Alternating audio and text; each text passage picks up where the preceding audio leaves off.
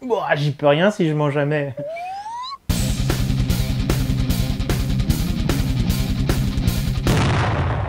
Le mensonge est la dissimulation ou l'énoncé délibéré de la vérité. Plus précisément, mentir consiste à déguiser sa pensée dans l'intention de tromper.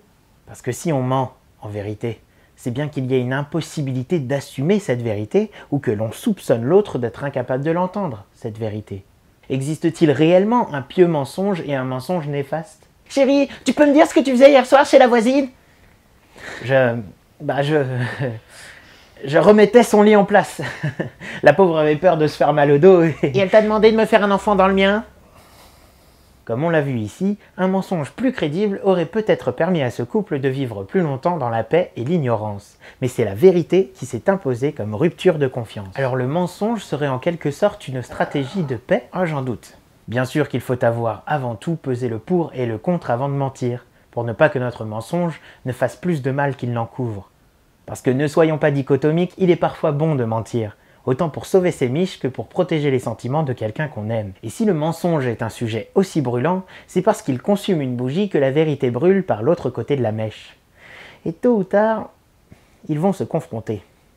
Alors si je voulais répondre à notre question initiale, je dirais que le mensonge pieux ou néfaste n'existe pas ni l'un ni l'autre, mais c'est le menteur qui les commet pour des bonnes ou des mauvaises raisons.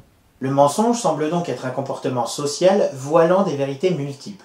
Une volonté égoïste de solitude? Oui. Ah non, ce soir je vais pas pouvoir. Ouais, non, tu sais, parce que j'ai curling sur gazon. Un désir de préserver la magie et l'insouciance d'un enfant. Oh, tu as perdu une dent?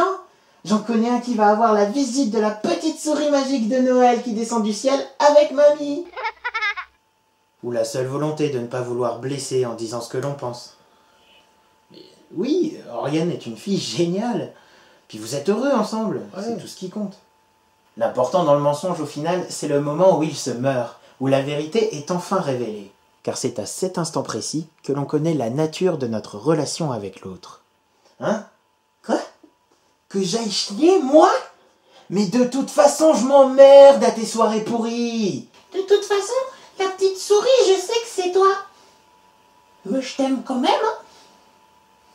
Oriane m'a dit l'autre jour, c'est tes potes ou moi? Et t'as répondu quoi? C'est pas avec elle que je bois un verre, là, que je sache. En somme, le mensonge n'est ni plus ni moins qu'une vérité à retardement.